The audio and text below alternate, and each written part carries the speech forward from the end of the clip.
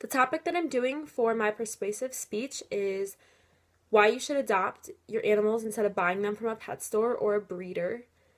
I'm going to start my speech out with a question to my audience, and I'm credible to talk about this topic because I work in the animal industry at a doggy daycare, and I am going into this career field, as well as the fact that I volunteer at an animal shelter.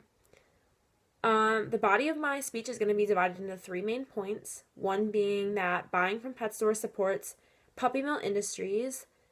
Two being that animals being bred are then adopted to people or like sold to people, and then they end up being put back into shelters due to people not wanting them or some other reasons, just making the shelters more crowded from unwanted animals.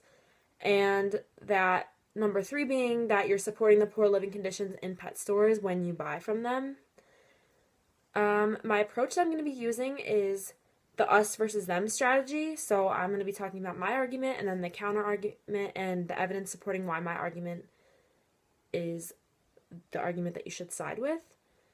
And then I'm going to be getting my evidence from internet research that I'm going to be doing.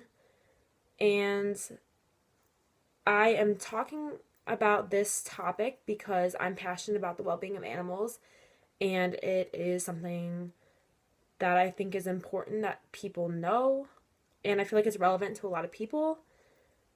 The message that I want to get out of my speech is that you should consider adopting a pet instead of buying an animal from a breeder or going to a pet store and getting your pet too. And then for my conclusion, I'm going to be ending it with a story, a personal story from the shelter that I work at, or I was going to end with a quotation.